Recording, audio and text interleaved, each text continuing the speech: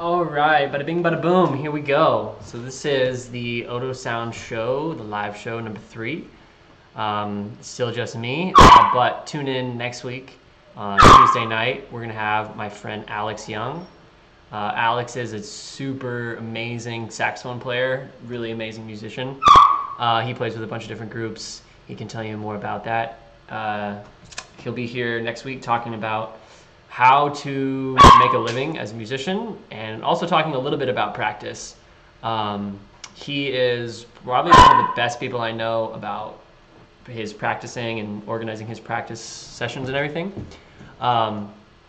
So he's gonna, drop some knowledge on us next week. Sorry about my dog. That's my puppy Luna. She's downstairs barking up a storm. She's mad because I haven't played with her enough today. But as soon as we finish the show, I'm gonna go run her around and play with her. Coming to you from Austin, Texas. It's raining like crazy right now. And yeah, okay, so let's get down to it. This week I'm talking about practicing and how you can structure your practice and techniques you can use in your practice sessions to get better and get better faster. So especially if you have an audition coming up, this is definitely something to pay attention to. So you should see in the description of this video a link to something. It says produce better music faster, and then it says win your next audition with pro practice habits. You should see that. You can click on that link and go download this practice guide that I'm going to be walking you through right now. So let me pull up the practice guide. And I'm going to change my screen over so you guys can see my screen. I'm going to get rid of my face. Oops. Boom. Just put me down here. Okay, cool. So I'm not going to just actually read through this. That's the whole point of why I wrote it out, is that you can go download it for free and read it through yourself. But I kind of want to just use this as an opportunity to talk about the practice guide and maybe elaborate on some things that you might not understand if you didn't know. So as the beginning says, basically these techniques are things that I've picked up from friends and from teachers from all around the world, and all of them have amazing jobs and are amazing musicians. I was super lucky to go to the Indiana University School of Music and meet all these people and play with them and learn from them and everything. So all of these ideas are not completely my own. They're just things that I borrowed from friends and from teachers and everything. But they work because the people that are using them are, making it for real. So I've got these unbreakable laws of practicing. So basically, at the very basic level of practicing, you should be planning what you're doing. You should focus when you're doing it, and then you need to have feedback, and then it becomes a loop. So check out this practice loop. So every time you go into a practice session, you should have a way that you start it, or a ritual, or sometimes I call it a session starting ritual. So you do that literally the exact same way every single time. So for example, you might always go to the same practice room. You might sit in the same chair facing the same direction. You might first open up your case, then put your music out, then put your instrument together, or whatever it is. You should have a super detailed ritual that you do the same way every single time. This will help you get your brain and your body in the right zone, and eventually you won't have to think about it, because if you just do something the exact same way every single time, it'll become a habit, and I'm sure good habits are a good thing to have. So figure out some sort of ritual, try some different things, but eventually you should have something that's super detailed, and you do it the same way every single time. Part of that ritual at the beginning, part of every time you start your session, should be a plan. You should figure out and write down what's your plan for this session. So you might be like, okay, I'm going to practice for an hour. I want to work on long tones and rhythmic exercises and something, something, something. Literally write that out in your practice log. We'll talk more about that in a second. And then once you've made your plan, then that's where this practice loop comes in. So you want to like make your plan and then execute your plan. And when you're executing your plan and when you're actually practicing, focus like really intently and try to not let your brain wander different ways, and don't like go off on practice tangents, and don't play the lick just because it's fun, or don't play whatever it is that distracts you. Stay focused. And then the next part of this feedback, the next part of the loop is to get feedback. So there's a couple ways to get feedback. You can get feedback just by listening to yourself play, just like you would normally. You can record yourself, which I highly recommend doing. I'll probably even do a whole show just on recording yourself in practice someday. If that's something you're interested in, let me know. Write a comment, let me know. Or another way to get feedback is to have a friend come in, or a band director or a teacher or somebody come in and listen to you and give you some feedback. So if you aren't listening, if you're just playing forever, if you're just like kind of in tunnel, you have tunnel vision and you're just practicing without actually paying attention to what you're doing, that's pointless. Because then you don't know how you're improving. If you're not getting any kind of feedback, you're not getting any information input back into you to figure out how to improve and get better. Once you've gotten that feedback, then you can say, oh, okay, well, I'm not doing this well. I need to work on my 16th notes right there. Then you plan again. You say, okay, for the next 5 minutes, I'm going to work on measure 12 to 13. I'm going to work on these 16th note things. And yeah, that's my plan. Then you focus, you work on those 16th note things. Then you listen back to yourself and decide, oh, am I doing well with this? Yes, I am. Cool. Next thing. If you're not doing well, if you plan it, work on it, get feedback, and you realize, dude, I'm still kind of sucking at this. I need more time on this. Well, then you say, okay, what's my plan to get better? Well, I need to probably go slower than I was going, actually. And I need to probably do a smaller chunk than I was doing. Okay, then the cycle continues. So hopefully that's pretty clear that that is like the most basic way of getting stuff done when you're practicing. Moving on, or actually kind of moving backwards really.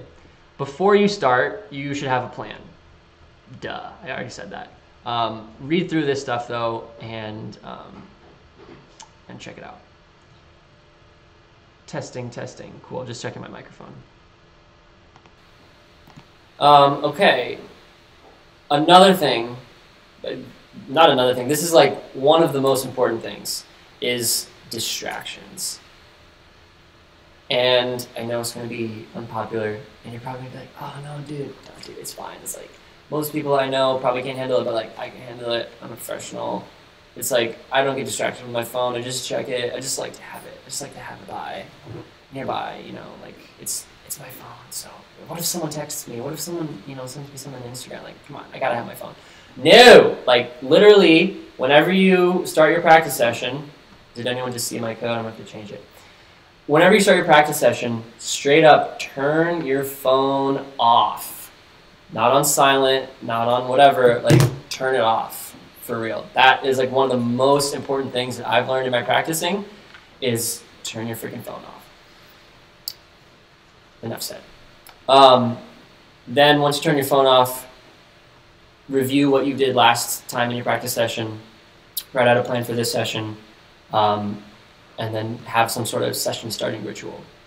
If any of you have some sort of ritual, I'd love to hear what it is. You can send me, you can put a comment on this video, or you can send me an email, taylor@odosound.co, or you can just go on Instagram and upload a video or tag Odo Sound in the video, or you can use hashtag #OdoPractice. I'd love to hear what your session starting rituals are. Cool.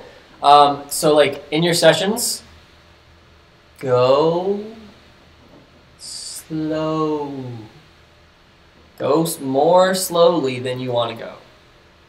There's like probably the #1 thing that I've seen my students do that just is stupid and ruins their practice time and is a completely inefficient way of using their time, is to go through stuff too fast. I like walk through the band hall and there's kids like wrong note, wrong note, wrong note, wrong note. I'm like, dude, what are you doing? You're practicing the wrong stuff. You're just repeating the wrong stuff, and like you're burning into your brain incorrect things. So slow down and only go as fast as you can go and play it correctly, and to be able to have your brain keep up with what you're doing.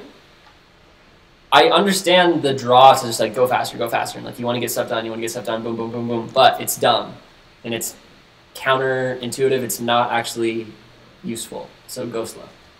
You can read more about it, but go slow. Evaluate often. So this is like get feedback often. And you can ask yourself these questions. How was my accuracy, my tone, timing, intonation? Those are more technical things. Then there's like, well, what emotion did I produce? How can I make it better?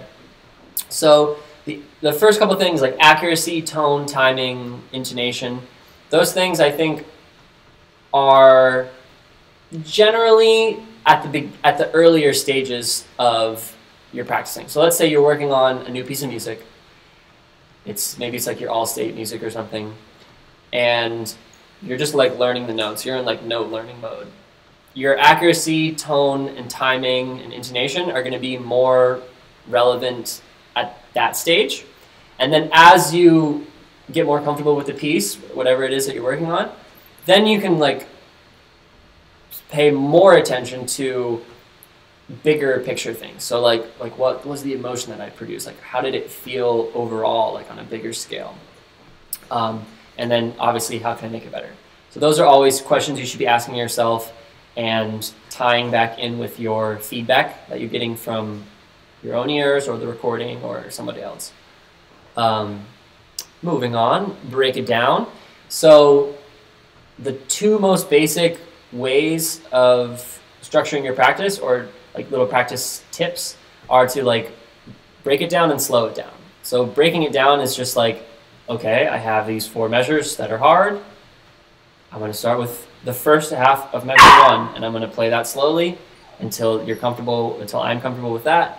And do that. Okay, next thing, next 2 beats. Practice that until you're comfortable. Okay, next 2 beats. Practice that until you're comfortable. Okay, next 2 beats. Practice that until you're comfortable. So yeah, it is not like the most creative, like artsy way of doing it, but that's not the point of practice. Generally, practice is like your brain should be a computer. Like you should have like a computational approach to doing things and like a systematic approach to doing things. And the more you break it down into small pieces, the more that your brain can focus on that small thing and put all of your energy and all of your brain power and everything into those pieces. Work on that, then go to the next thing. Work on that, go to the next thing, go to the next thing, go to the next thing. Then you start making slightly bigger pieces and doing those things. But the general idea is break it down, small pieces. The next thing is create short exercises. So this is not quite the same thing as break it down. This would be like, let's say I'm playing snare drum and I have like a weird, hard rhythm. Like there's a thing called a 4-stroke rough. Drummers probably know what this is, probably everybody else doesn't know what it is. But a 4-stroke rough is like a super fast technical thing where you have 3 grace notes and then 1 primary note, like brigida-bop, brigida-bop, 1, 2, 3, 4, 1, 2, 3, 4, 1, 2, 3, 4. If that's something that is hard for you, you should like put the music away, like close the music, and either create your own exercise or find someone else that's created an exercise that focuses on just that small technical issue. And then you work on that in isolation so that you can put all of your brain power into one place.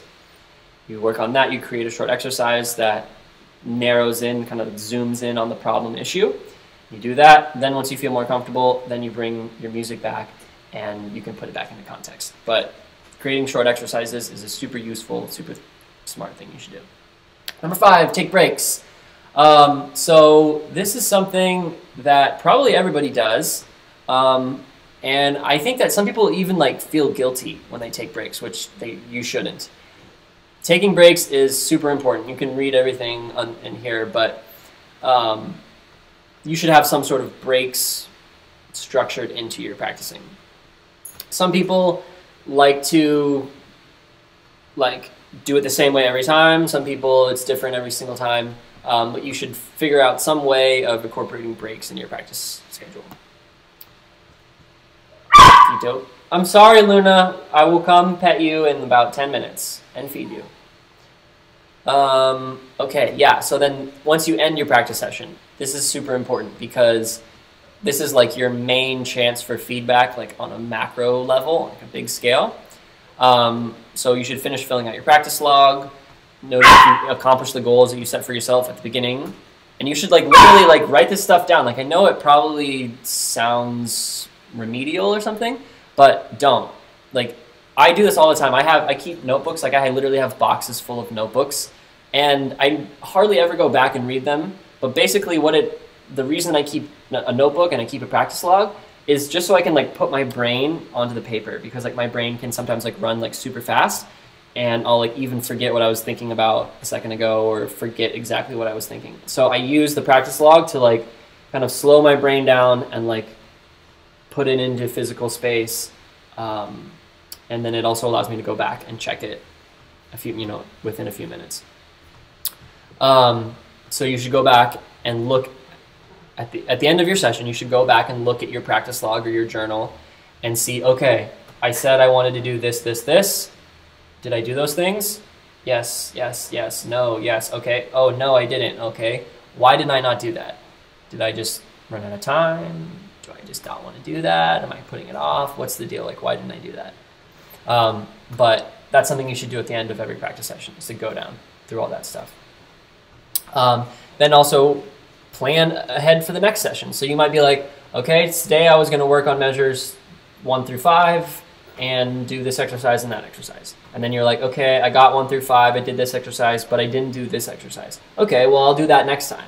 And then so you should write down, next time I will do blah, blah, blah. And again, it sounds dumb, but like treat yourself as if like you had amnesia, like as if you couldn't remember anything. And then you'll be glad when you come back to the next time and you'll be like, oh yeah, it's like incredibly obvious. Like you can't forget anything and you can't misinterpret anything, because it's like, oh, that's what I'm doing. It says like literally exactly what I'm gonna do right here. Cool. Moving on to the practice log. So your practice log is super important. I don't really want to go through all this stuff right now because you can just read it. But the basics is like, make a practice log, because it will be helpful. Alex Young, the guy I was telling you about, my friend that's going to be on the show next week, he's the king of practice logs. I actually kind of stole this idea from him. So Alex, if you're watching, I'm sorry and thank you. But basically, the gist of the practice log is like, have one and keep track of stuff. So that is pretty much it. Let me know if this was helpful for you. Let me know if you have any questions or if there's anything that I can clarify. You can download the practice log with that link. It's just learn.odosound.co/practice, or you can just go odosound.co, and the first thing there is practice guide. I hope it's helpful for you. And yeah, before I close, I just want to apologize for my dog one more time, and also kind of show you this stuff. So at the end of the practice log, I kind of have an overview of what Odo Sound is and what programs we have. So After Hours is one program, and that's something that we do at schools. So if you, at your band program or your orchestra or your choir or wherever, if you want to have like creative music making, if you want to learn to compose and you have friends that want to learn to compose or improvise and do songwriting and producing and stuff like that, let me know, and I'd love to come to your school and do a session. So as you can imagine, it's usually something after school, and we come in and I'll hook you guys up with this music software called Soundtrap, which allows you to do all this stuff, improvise and compose and keep it all in one place. And Soundtrap is super easy to use software. So like if any of you have used MuseScore or Finale or Sibelius, Soundtrap's totally different. It's way easier to use. It's more about the sound and more about making music, less about notating music. So yeah, so that's an option. Then there's also weekend workshops. So I've actually got one coming up October 7th here in Austin, where we'll be doing more of the same. It'll be a 2-hour class where you can come and learn the basics of producing, or if you're already producing, if you're already composing, that's cool too. You can come and meet up with other people and like get some collaborations going.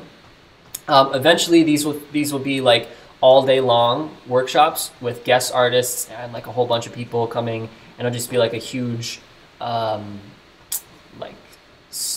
session for people to make music and learn music and dance and have fun and everything. And then like the end all be all is the summer sessions. So this summer was the first time we did the summer sessions. We did one here in Austin and one in Dallas, and they were super amazing. It's like a week-long thing where you can come and learn all these things. And one of the biggest things about the summer sessions that sets it apart is that you'll be working really closely with the guest artists. So like, for example, one of the guest artists we had this summer was the Kraken Quartet, some of my friends that have this awesome group. So they're like they're all classically trained. They played percussion and went to some amazing schools. And then they basically took their classical training and mixed it with like a rock band. So that's what they do, and you should check their music out. They're called the Kraken Quartet. And so they came in, and the students that were here in Austin at the summer sessions got to like sit down with them. And after the Kraken guys played and kind of taught some things, we just like, I put them one group in one room, one group in another room, and was like, okay, make something. And so it was cool because the kids were like on the same level as the Kraken guys, and it was just like they were jamming or they were creating something. So the cool thing was that there was like Sam, who's this guy that's in middle school, he's just jamming and creating a song with Sean, who's a professional musician and amazing teacher and all this stuff. And so that's like one of the key things about the summer sessions, is that you can come and learn all this cool stuff and learn how to do it and collaborate with other people, but then also get to like be really close with the guest artists, and not just like watch them play a concert and listen to them talk and then they leave, but like actually like get to know them, make music with them, and kind of be on the same level. So yeah, so that's it. That's a bunch of words thrown at you, but hopefully some of that's helpful. And if you're interested in some of this stuff, you can go to the website and check it out. There's links in the description. And yeah, hope you guys have a good night. Peace.